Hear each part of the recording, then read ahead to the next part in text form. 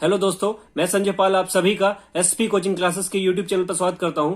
दोस्तों, हम लोग एक्सरसाइज 1.2 कर रहे हैं।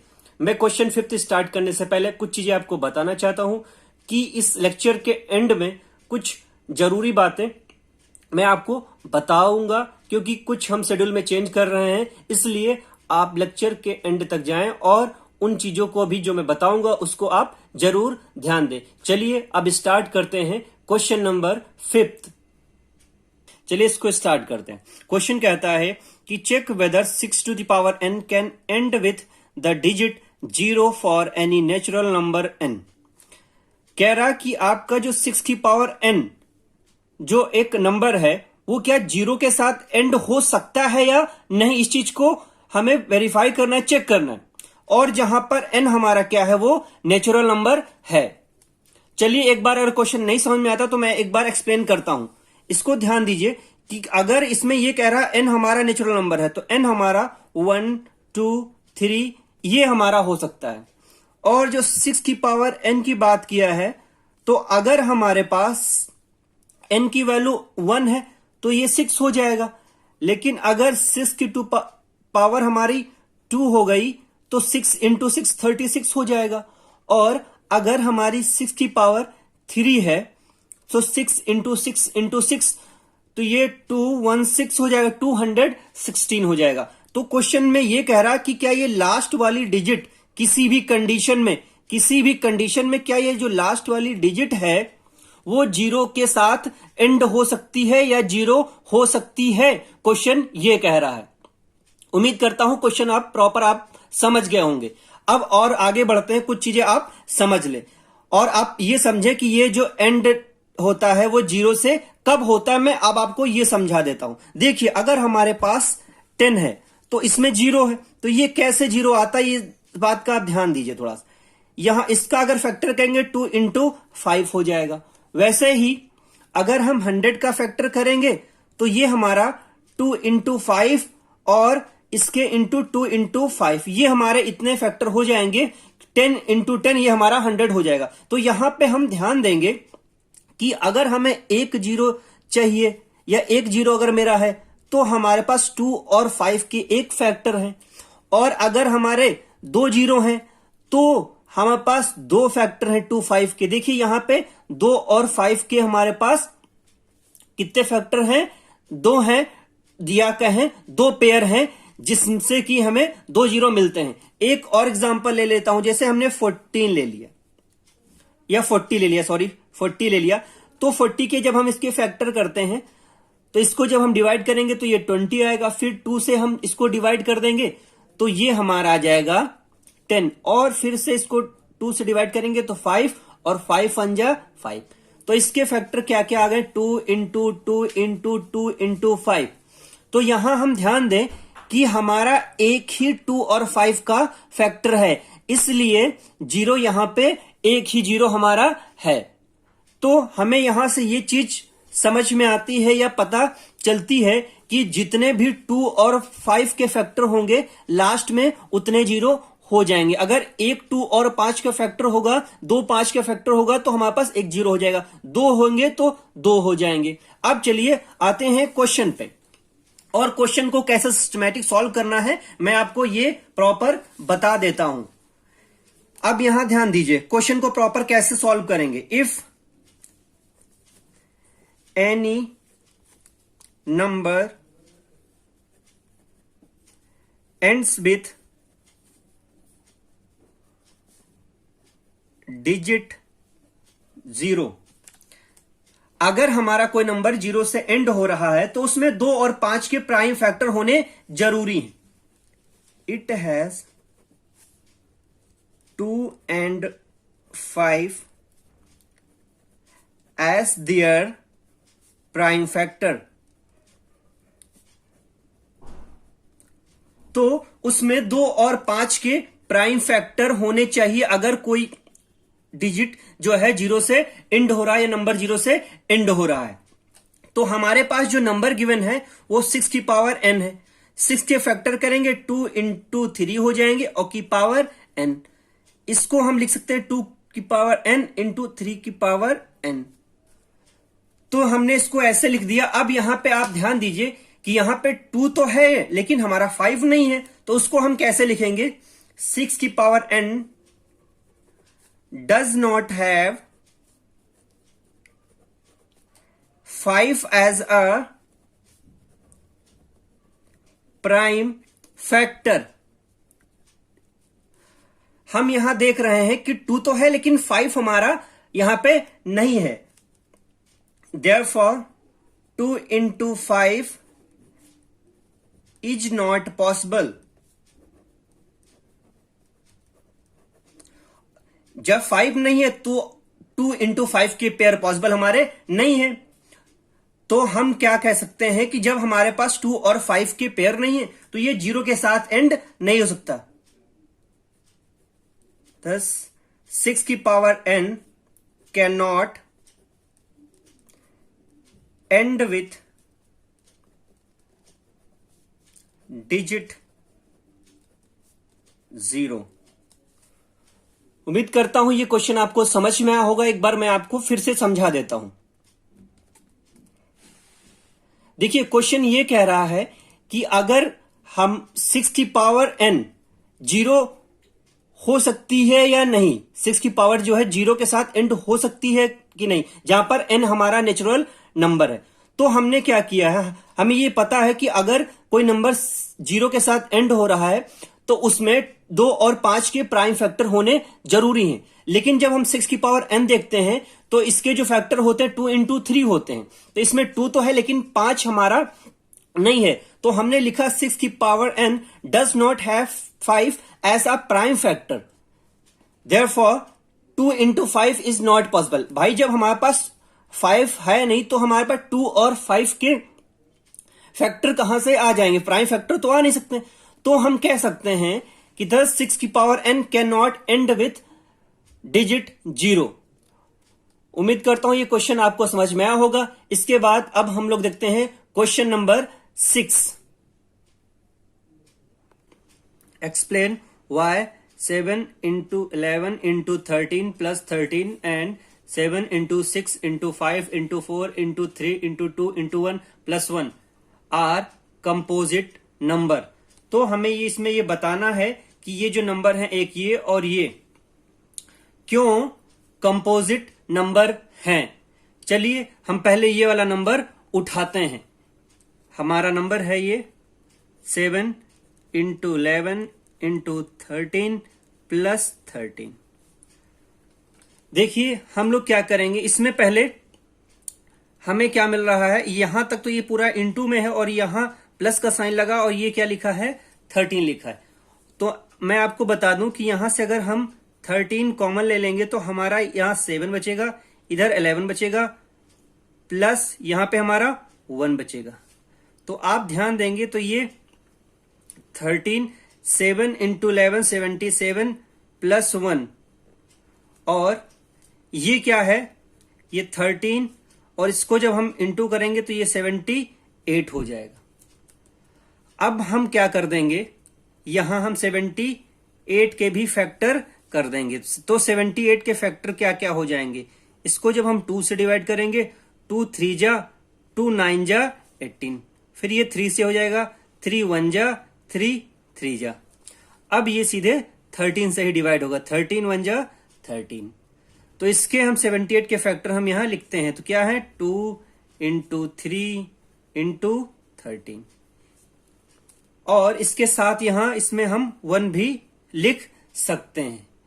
अब इसमें यह कह रहा था कि हमें यह बताना है ये कंपोजिट नंबर है और क्यों। तो हम चलिए एक चीज मैं आपको समझा तो देता हूं कंपोजिट नंबर के बारे में। देखिए अगर हम बात करें कंपोजिट नंबर की तो जो होता है 4 हमारा कंपोजिट नंबर है। क्यों कंपोजिट नंबर है, क्योंकि ये 1 भी इसका एक फैक्टर है, 1 से भी डिवाइड हो सकता है, ये 2 से भी और ये 4 से भी। और अगर 6 की बात करें ये भी हमारा कंपोजिट नंबर है। क्यों है ये भी ध्यान दीजिए, क्यों, क्योंकि ये 1 से भी डिवाइड होगा, 2 से डिवाइड होगा, 3 से और 6 से भी डिवाइड होगा। तो जो नंबर होंगे उनके अगर हमारे 2 से ज्यादा फैक्टर हैं, अगर हमारे जो है 2 से ज्यादा फैक्टर है, जैसे कि इसमें आपने देखा तो वो कंपोजिट नंबर होगा। यहां भी आप देख रहे हैं जो हमारा नंबर था उसके 13 इंटू 2 इंटू 3 इंटू 13 इंटू 1, तो इसके 2 से ज्यादा फैक्टर हैं, इसलिए ये कंपोजिट नंबर है। चलिए इसको हम कैसे लिखेंगे, हम डायरेक्ट भी लिख सकते हैं it is a composite number, but हम इसको एक्सप्लेन करके अच्छे से लिखेंगे। इसके आगे कैसे लैंग्वेज लिखेंगे ध्यान दीजिएगा। नंबर, जो नंबर गिवन था, number has more than 2 factors, so it is a composite number। तो हमने यहां देखा कि इसके जो हैं 2 से ज्यादा फैक्टर हैं, इसलिए हमारा क्या हो गया, कंपोजिट नंबर हो गया। तो ये वाला भी जो है वो हमारा क्या हो जाएगा, कंपोजिट नंबर हो गया। अब हम इसका ये वाला पार्ट उठाते हैं, इसको भी दिखाते हैं कैसे ये कंपोजिट नंबर है। तो ये हमारा क्या है, 7 into 6 into 5 into 4 into 3 into 2 into 1 plus 5। यहां से भी हम लोग दोस्तों ध्यान देंगे, ये सब हमारा इंटू में है और ये प्लस लगा है, फिर ये 5 लिखा। यहां से भी, यहां भी 5 है, यहां भी 5 है, हम इसमें भी 5 कॉमन ले लेंगे। तो हमारा क्या बचेगा, 7 इंटू 6 इंटू 7, 5 तो हमारा कॉमन हो चुका, फिर बचेगा 4 इंटू 3 इंटू 2 इंटू 1, और प्लस का कि 5 को हम 5 इंटू 1 लिख सकते हैं, तो 5 हमारा कॉमन चला गया, बचा क्या, 1, तो ये हमारा ये हो जाएगा 1। अब यहां पे ध्यान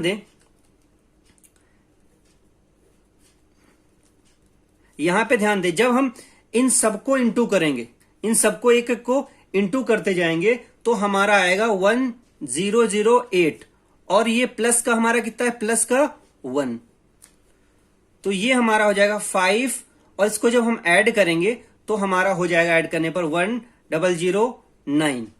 और आपको पता है इंटू में हम 1 तो लिख ही सकते हैं। तो यहां भी अगर ध्यान दें तो हमारे मोर देन 2 फैक्टर हो गए। तो देखिए यहां पे भी हम लिखते हैं number has more than 2 factor, so it is a composite number। सो हमने इसमें भी ध्यान दिया कि इसके भी जो फैक्टर है वो मोर देन 2 है, इसलिए ये भी कंपोजिट नंबर हो जाएगा।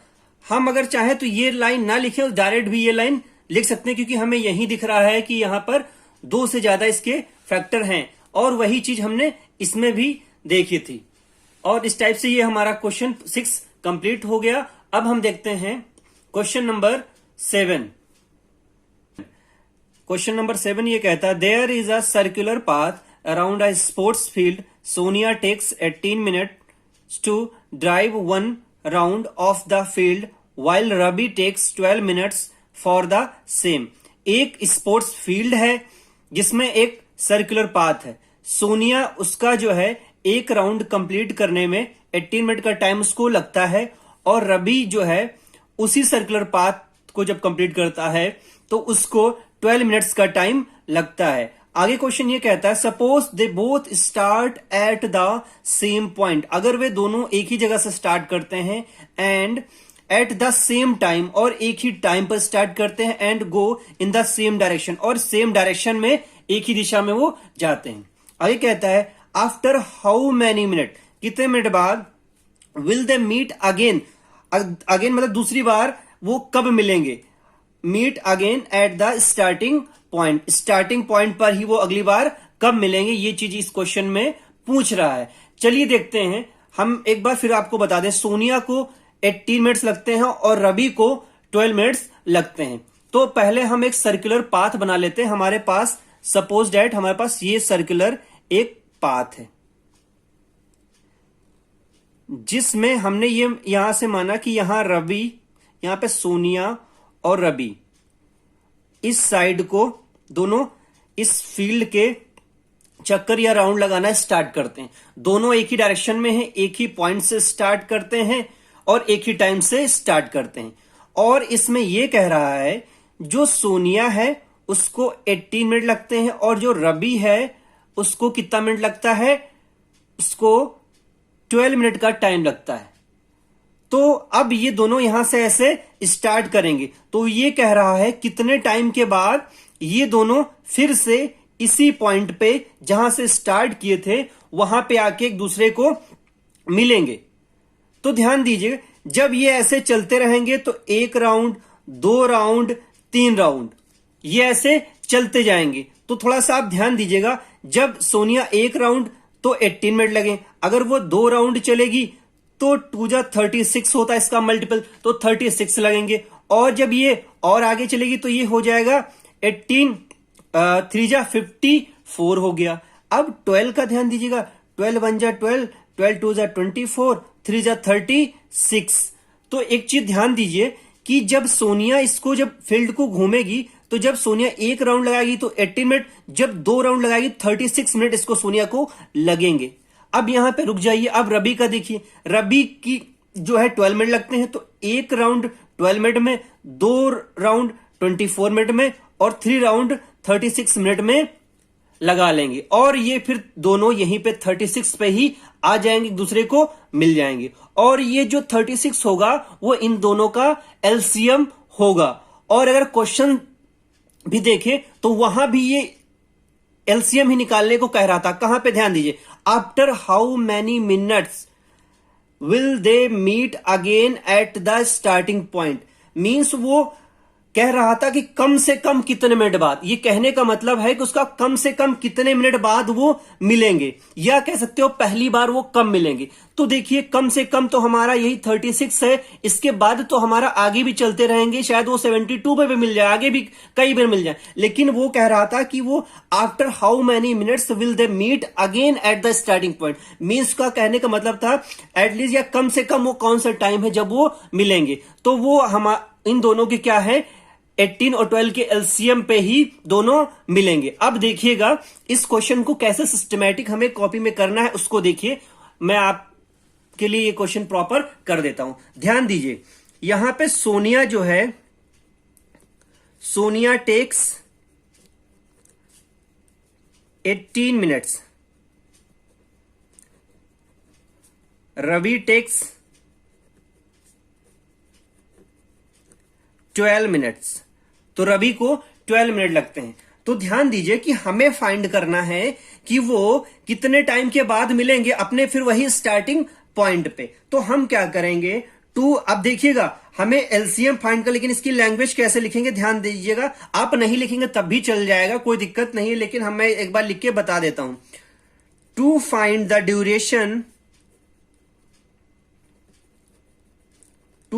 Duration of time after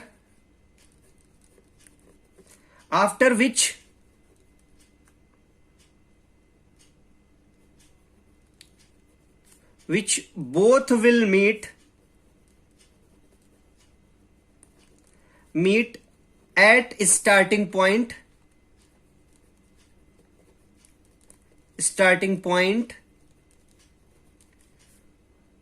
we will find the LCM of 18 and 12। तो हम यहां पे 18 और 12 का एलसीएम निकालेंगे। देखिए वो कैसे निकालेंगे, 18 के जब हम फैक्टर करेंगे और 12 के भी हम फैक्टर करेंगे। तो 18 के करेंगे तो हमारा हो जाएगा 2 9 जा 18, फिर 3 जा 3 1 जा। 12 के जब हम फैक्टर करेंगे 2 6 जा, फिर 2 करेंगे 2 3 जा और ये 3 1 जा।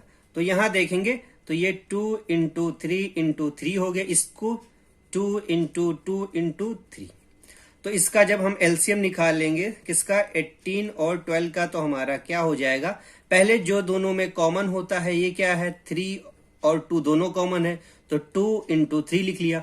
फिर विदाउट कॉमन वाले 2 इंटू 3 लिख लिया। फिर इसको इंटू करेंगे 6 आएगा, इसका भी इंटू 6 आएगा, 6 इंटू 6 36। तो ये क्या हो जाएगा 36 मिनट के बाद 36 जो हमारा एलसीएम आया 36 मिनट के बाद क्या होगा, मिलेंगे। चलिए हम इसको लिख देते हैं। thus they will meet again at the starting point after 36 minutes।